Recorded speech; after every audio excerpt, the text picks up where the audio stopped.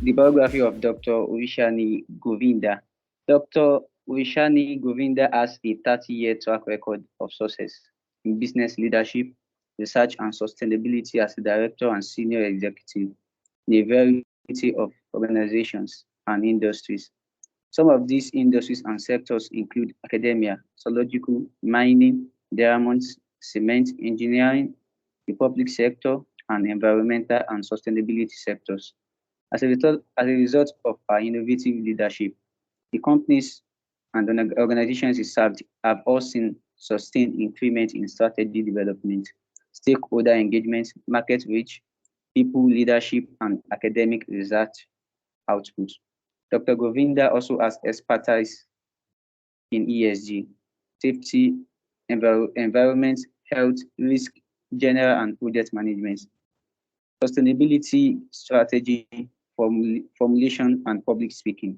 She currently works with Vedanta Resources Limited as the Director, EHS ESG. She holds two master degrees, one in chemistry and the other in business leadership, as well as a PhD in business leadership.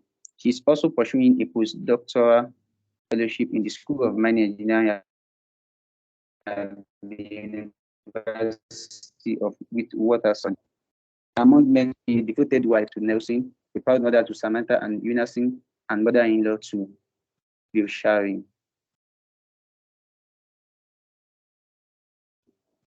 She has a PhD in business leadership focused on sustainability, Master of Chemistry, and Master of 30 years experience, held senior management position at GIB 6 years, PPC Cement 5 years, SA Mint 2 years, Provincial Government Senior Manager 4 years, CEO at Unisam and Global Head Risk. Safety and Sustainability Debris Group 4 years, team leadership experience of more than 20 years, member of the Institute of Director, South Africa, professionally registered scientist, ex-board member of SANPACS and ex-chairman of the SANPACS CSET,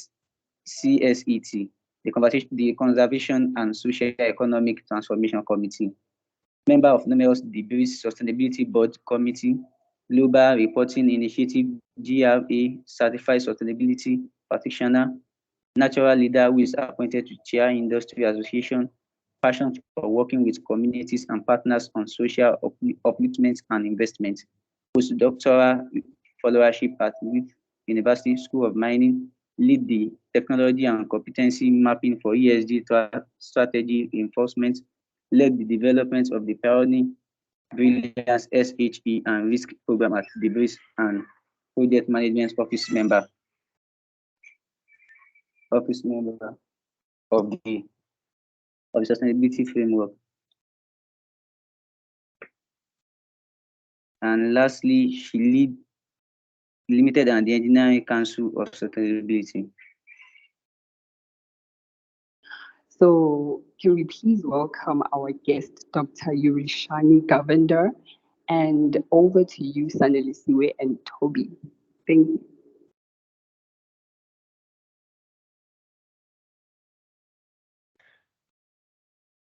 Good evening once again, Dr.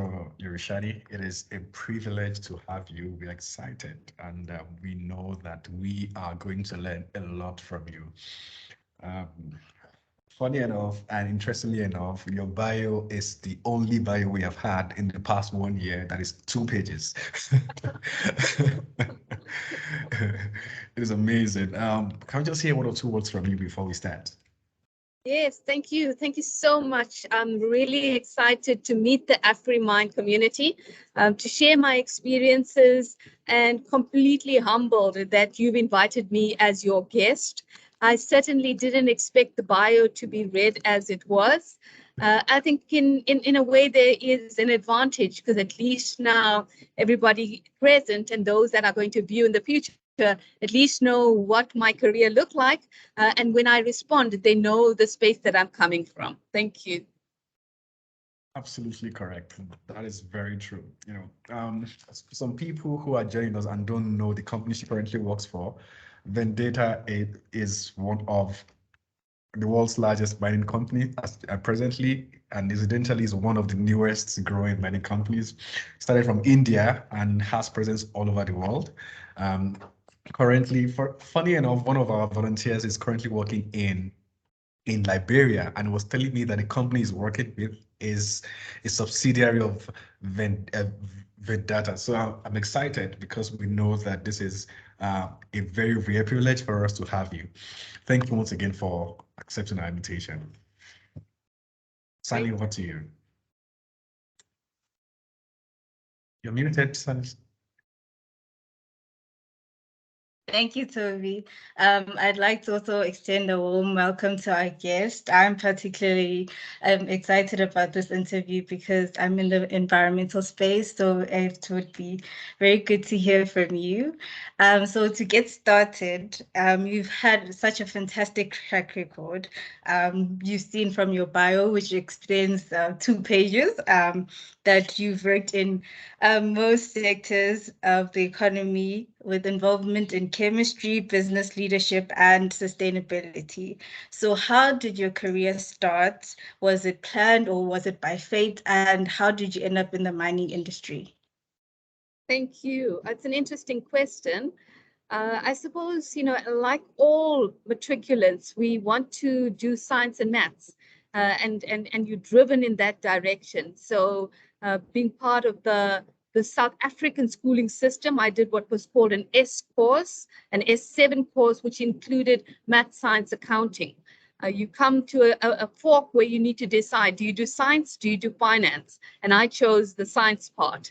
Did the chemistry, went into a pharmaceutical industry, really understood the analytics around the medications, the quantities of inputs into the pharmaceutical products. With pharmacy, we all know it's quality management. Really understood that 9,000 Plan, Do, Check, Act. And then, once you start to see the bigger picture, life opens up because you start to say, listen, there's other potential things that I can apply my skills to. And as the opportunities came up, I said yes every time. So for example, one of the jumps was I work in the laboratory. I understand chemistry very well. I was asked, Urishanie, don't you want to take over the water lab and run the water treatment plant? I said, sounds interesting. Got into the water lab, and then I started to understand actually there's regulations pertaining to water. And then, believe it or not, I got bitten by the environmental bug too. And then I joined the government department. So I really think, it's as much as we are analytical, we want to sit down and plan. As opportunities come, as we are able to apply our skills, my response has always been yes. And that's how the resume built up.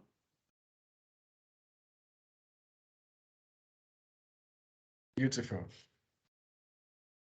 So you said the resume built up, and currently it has led you to the mining industry. So how was that transition? From what industry did you get the opportunity to work with the mining industry? Were you headhunted, or did you just apply because you love the mining industry? We would like to know.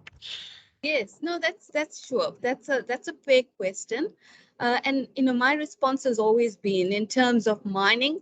The initial conversation is around what are the negative narratives around mining, and my response has always been you can either grow something that's not naturally occurring, or you can mine it.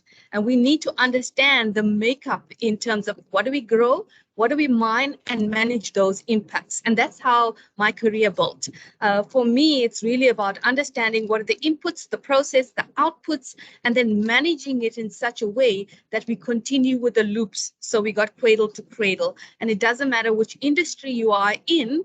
Obviously, there are synergies, there are opportunities, there are details around specific industries that you need to understand. But once you start to look at the big picture, start to understand your risk approach, your data-based approach, you could really apply it to any industry. Great. That's interesting. So in in our questions, we had you know, your experience in the various industries, now including the mining industry. So what makes the mining space different from all the other spaces you've worked in? Because you've worked in cement, you've worked in probably consulting, the pharmaceutical space. So what makes mining that different? I think if you look at mining and you look at cement, the cement industry, believe it or not, is mining. So while you have an industrial process, when you look at the inputs, you've got to have those open pit mines to get the inputs through, your limestone, your sand, etc. So as part of the scope of work that I did, it include mining. If you look at the consulting work I did, it included mining simply because when we look at EIAs, you look at water use licenses, exactly the same regime will apply with those mine holders. Having said that, you know, if you work in pure mining, Anglo, De Beers, Vedanta, the difference around those is how do we manage those open pits, as an example. You need to extract. How do you make sure that you have the vision of what that mine closure or that value chain around mine is going to look like even before you start? Not the same, for example, if you are running an industrial application. So I think that's very important, that mining companies need to have that waste to value thinking when they go into mines. Another big area is the impacts associated with mining, which extends into communities. And often the ore is available in an area that is remote and communities build around that mine. So it becomes the responsibility of that mine to ensure sustainability of that community long after that mine has decided that has extracted the last mineral from the ground. So I think those are the responsibilities that are associated with the mining companies are somewhat different. Mines are also very regulated. So if we look at, for example, the Department of Mineral Resources, they are very clear in terms of the incident reporting that needs to take place. They're very clear in terms of the inspections that will come through to these mining companies, and they're very clear in terms of the expectations from mining company. You know, if we look at, for example, an industrial area, if we look at, for example, retail, very different. It's more of a reactive, where I need an application, I apply for it. Whereas with mining, the opportunity for us is that we build relationships with the authorities that are lasting us throughout the life cycle of that mine. Thank you, thank you, thank you. You were talking around the sustainability of the communities, and you also talk about the sustainability of the environment in that space. So beyond the communities and beyond the environment per se, what does your job again entail as the director of ESG and as the director of EHS? Great. So EHS is the environmental health and safety, which looks at very much internal. Although you know, in terms of the work that we're doing, we want to take whatever it is that we're doing internal beyond into the communities. But 80% of that work is really making sure that our workplace is safe, our people are healthy and thriving.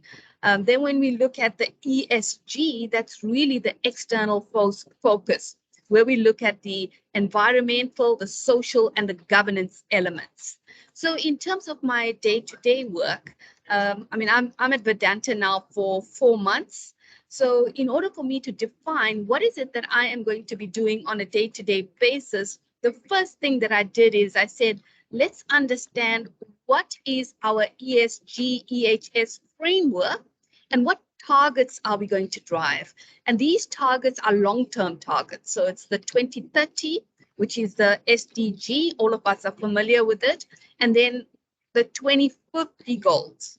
Once we've defined what is material to the business and what targets we want to drive in terms of that environmental, social, governance buckets, we then translate that into roadmaps, which have short, medium, long term. And then in terms of day to day, we make sure that we are driving that roadmap. We are building compelling narratives that we can share with the rest of the world, and that we are motivating, engaging our teams on the ground to be successful. Very, very interesting. Yeah. Very, very interesting. And you've just explained like what the different acronyms stand for, EHS and ESG. So in those acronyms, environment, health, safety, environment, social governance, what is your favorite, or what is your favorite to work with? Yeah, no, that's a really interesting question. And as a director, I need to make sure that I pay equal attention to all areas. Having said that, I mean, like you, Sanele, I started off with environment. So environment is very close to my heart. Biodiversity, going nature positive, I'm very passionate about it. We've actually registered to be part of the 1t.org, and we're very proud of it. It really talks to pulling together globally to plant 1 trillion trees by 2030. So that's amazing, where all mining companies, all businesses around the world says, let's do this together. Let's plant that 1 trillion trees. The strength that I have is that I understand what is that linkage to biodiversity and carbon neutrality, because all of us are talking about the energy cycles. We all are talking about transitioning to a low carbon future. So we understand, how do we make sure that when we start to look at carbon neutrality, we pull in the biodiversity elements in terms of managing all the CO2 that we cannot either reduce or remove from the system. And then I think in terms of, again, in terms of the area of passion, as you become part of the mining society, the number one value of most of the big mines is put safety first. And we need to make sure that everything that we do, we ensure that our people are safe. So I've really built the career in terms of how do we make sure that we keep people engaged, keep people excited when they come to work, so that they are present, they understand the controls, and there's a whole science around safety professionalism. So I think for me, those are the favorite areas that have emerged.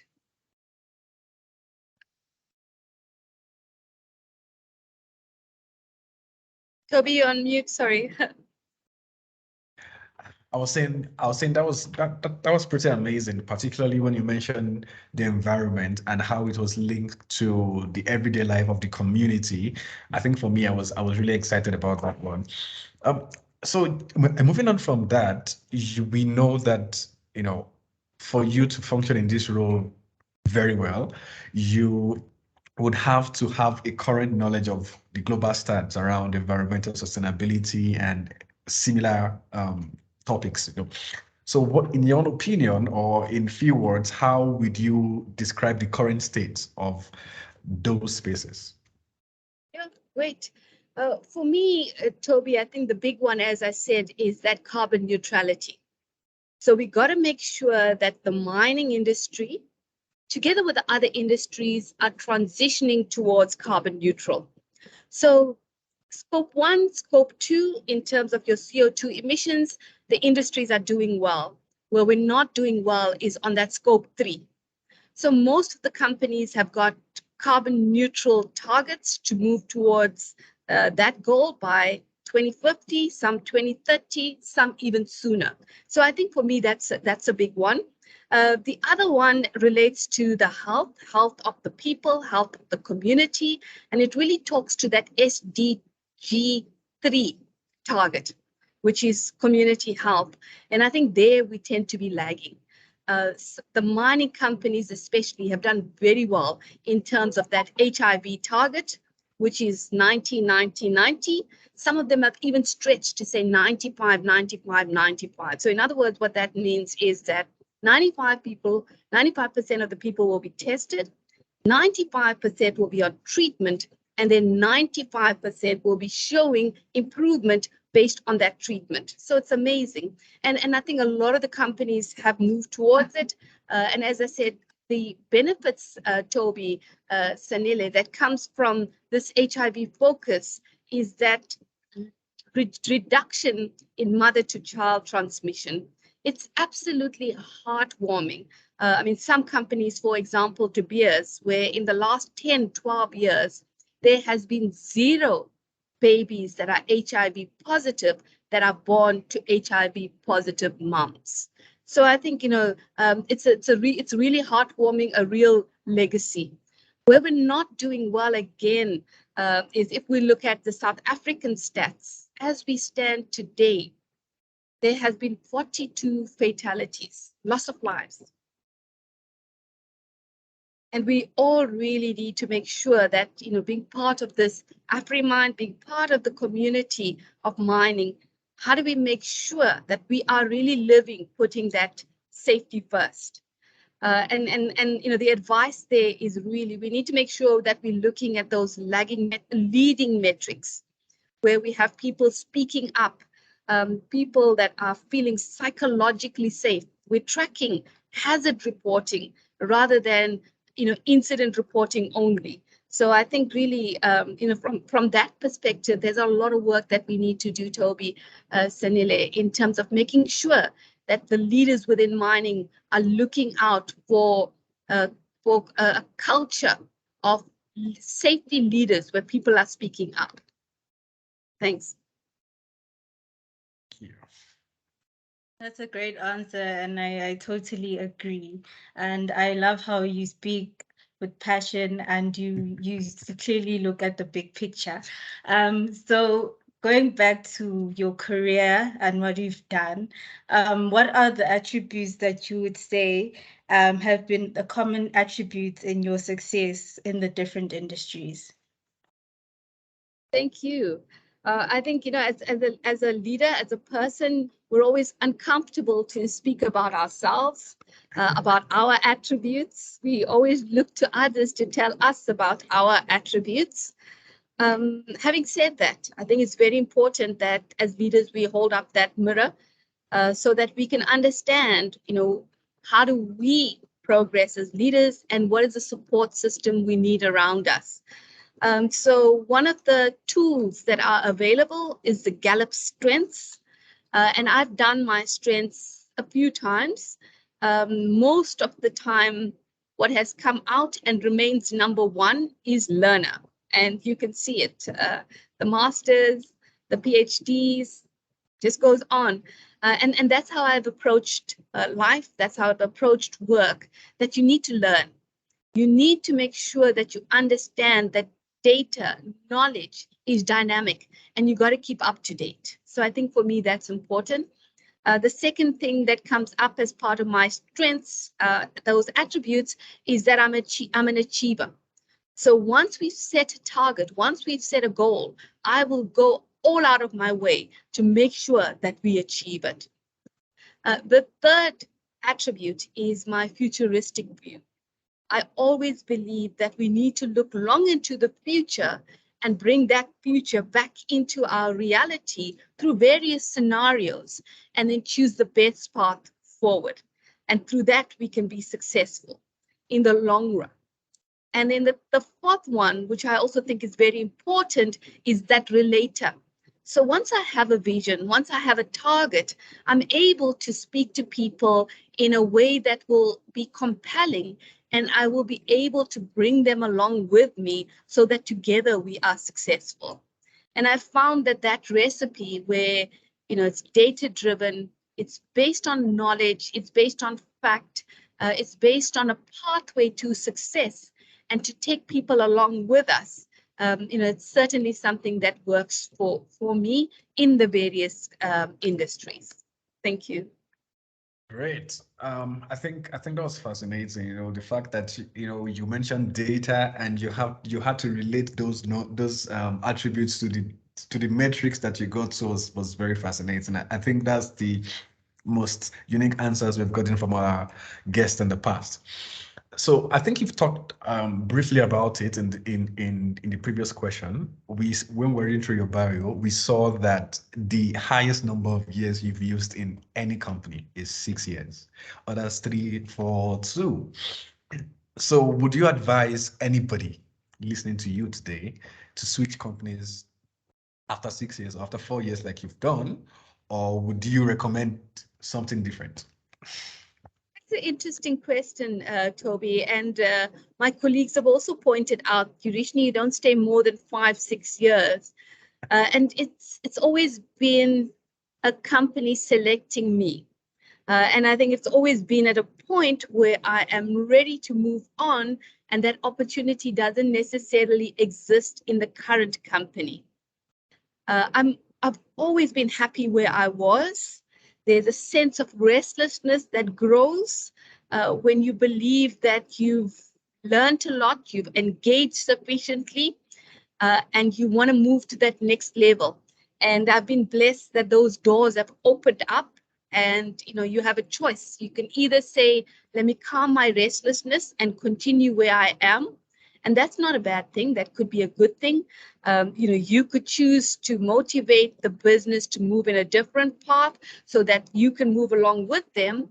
Or you can say, yes, and let me move to another industry.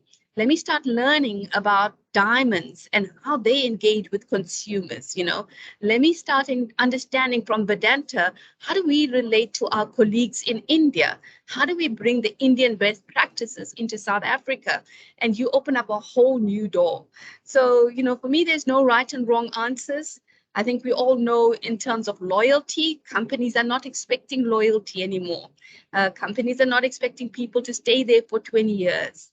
But my advice has always been, wherever you are, be there. Be the best version of yourself. Contribute to the best of your potential in the interest of that company. And when you go forward, you will always take those goals with you so that that company benefits. So my previous company, for example, Anglo De Beers, I love my colleagues. I love Anglo De Beers. And all the work that I'm doing contributes towards the mining industry, which benefits them as well. Thanks. Thank you. In our next question, we are seeking more valuable advice to someone who is starting off in the environmental sustainability governance industry, like myself and others maybe who have joined. What advice would you give to them, just in general? For me, it's very important that you follow your passion. A lot of young students, I understand they grapple, they study medicine, they study engineering, and it's not what they want. It's because they're not following their passion. Follow your passion. Ask yourself, what would give me the greatest pleasure? And if the greatest pleasure is giving back to communities, is giving back to nature, is giving back to people, then I would recommend that they move into the EHS space, because EHS is all about people and nature positive. Secondly, be the best at what you can do. That means you got to study. You got to get that degree. You got to get that honors. You got to get the master's. You got to get the PhD. You got to do what you need to do to learn, to study, to be the best choice for that job. So, and you've got to make sure that you are keeping on top of your game. And top of your game doesn't necessarily mean that you've got to read all your articles, etc., etc. It means that you've got to go out there and have conversations on what it is that you're doing. It means that you've got to go out there and listen to those podcasts. Take away from there what you didn't know before. Write it down, document it, test it. So I think in terms of your career, make sure that you remain curious. Make sure that you don't close doors too quickly. Stretch yourself a lot, because if you don't stretch yourself, you're not going to grow. So I think for me, it's key that as young people, take risks. When you're young, you can't take that risk, and And I think the more you engage, the more you talk, the more you think of different things to do, the more excited you'll be, and your career doors will just open up.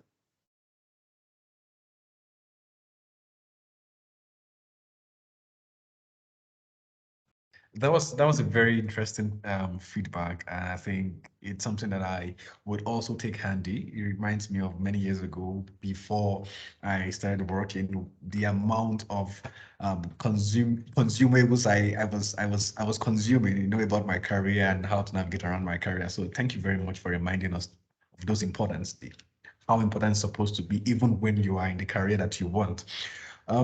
So you mentioned something about, curiosity and learning so much.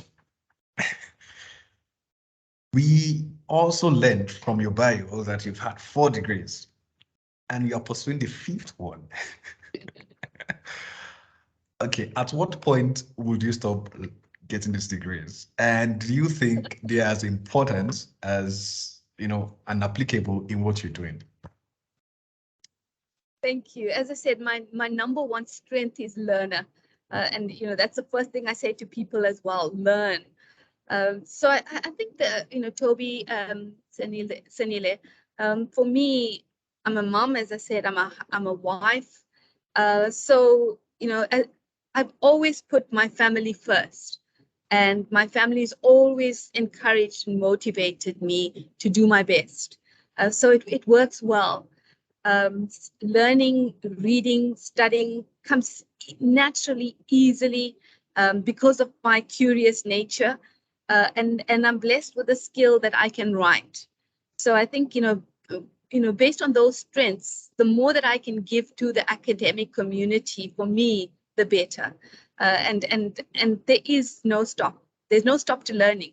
And we know now in the digital era, learning takes different forms. You don't necessarily have to apply for a formal degree. I mean, if you've got that Python certificate, which you've done through a digital means, you're there, you're a digital citizen. So I think I'd encourage everybody to, as I said, get those formal qualifications. And then once you've got those formal qualifications to your name, continue to learn. We're just getting luckier and luckier. With COVID, we found that a lot of the academic institutions have opened up, Harvard, etc., some of WITS as well, have opened up all their modules. So all of us now have access. If you're curious about something, you can go in, look at what that module looks like. Psychology, not many people have done psychology. It's becoming more and more important, especially if we start thinking about, mental well-being and how high it's going up the agenda. Many of us needs to understand what are the psychological modules. You don't need to go and register for a 3-year degree. Access those modules, learn. Just to follow up on that, I would like to ask, you have been in executive, board levels for so many years now, so you know what it is like to be there. If you're to recommend courses or recommend a specialization that you think people can add to their current qualifications to enhance their career, either in ESG and EHS or generally mining or even non-mining, what would it be? And I think, especially if we start looking at executive level, there's always the need for that MBA. Do it. Just do it. We all wonder, do I do something in leadership? The answer is yes. Whether you do an executive course in leadership, whether you do that MBA, MBL, you need it. You need it to understand the acumens. And you'll see if you go through the CVs of many of the executives, the directors, the CEOs, the people that have made it to chairmen, they've all got it. So I think that is something that we all in our career need to make time for, need to make space for, and we got to get that degree, Toby.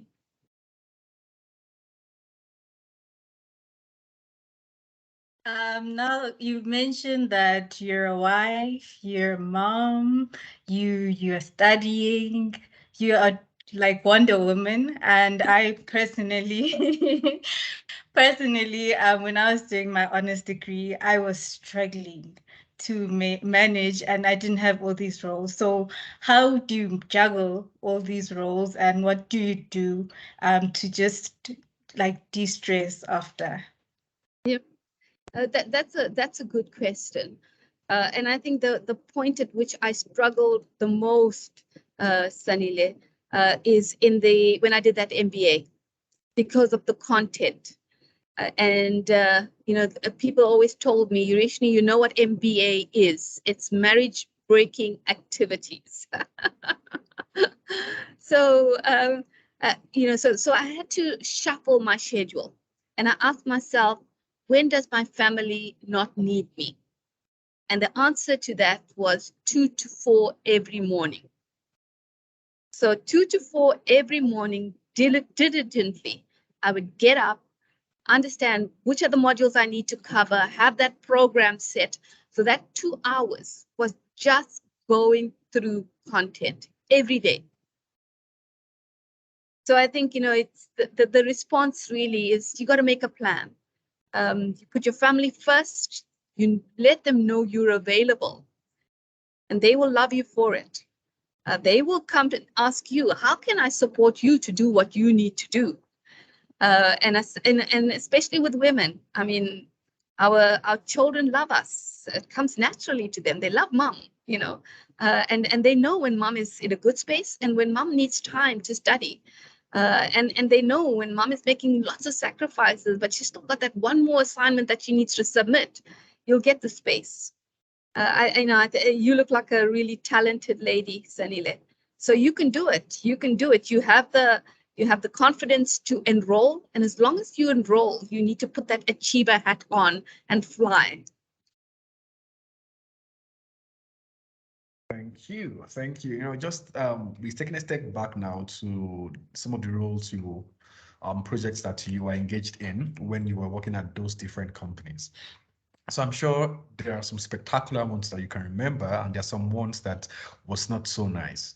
So would you give us probably a number of examples of those ones that you would never forget because your team did amazingly well on that, and those that went otherwise too? Sure. So I think if I have to start off with the good news is where the team did really well. So well that Toby, you will know that I, together with our Wits prof, Professor Genk, I wrote up a academic paper, and that really talks to how do we transform and make life brilliant within the mining industry from a safety perspective. And that was really pulling teams together. It was safety, it was HR, technology, engineering, it was the marketing teams, communications team, so that we can say, what is the model that we need in terms of transforming our safety performance?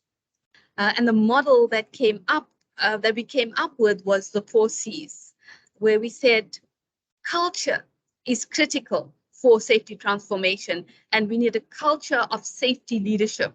And that's where our HR colleagues pulled into the party to say, listen, we understand culture. Let's start to work on the culture elements. The next one is competence.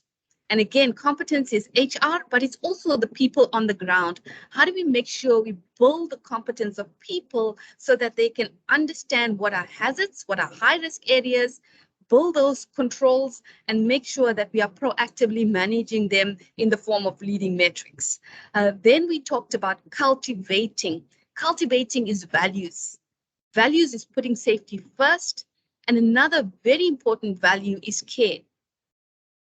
Why do I speak up when I see an unsafe environment? Because I care about myself first and foremost. I want to go back to my family. And then I care about the people I work with. I am my brother or my sister's keeper. And that care element must go a long way. And then the last, which to a large extent is very exciting, is the connectivity. We connect safety with everything that we do. And then that opens up that big digital piece. How do we make sure we have autonomous mining where we take people out of the face of mining to do that, we need to get people like the unions involved. We need to get our engineering teams involved. So that paper for me was a really big success story and contributed to the academic article, which now I hope that you would share with the rest of this community, simply because it's a South African mining success story. And then what does not go well in the EHS space? It is completely heartbreaking every time you go into a fatality investigation. As I said, we've had 42 fatalities. We lost 42 people. 42 families are grieving this year.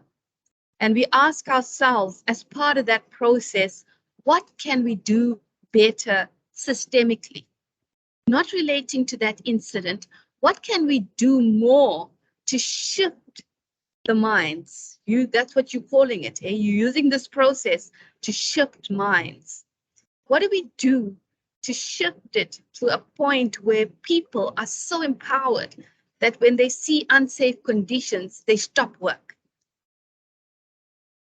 So I think, for me, we've got to do so much of more work in that psychology of safety, in building context-based tools so that we can eliminate fatalities from the mining industry and from any industry for that matter.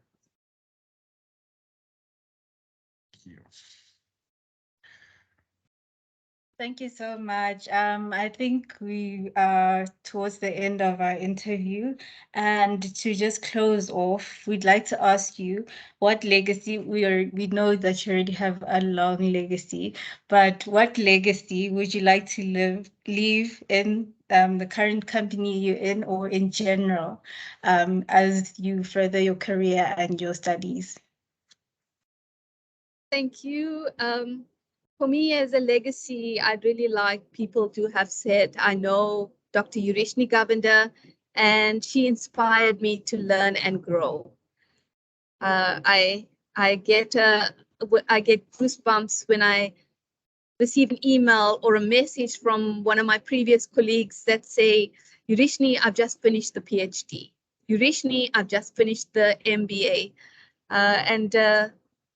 And if I leave that legacy where people are curious, where people are learners, where people want to be that futuristic, understand where we're going to and building a better future for our children, I would be very, very pleased with myself.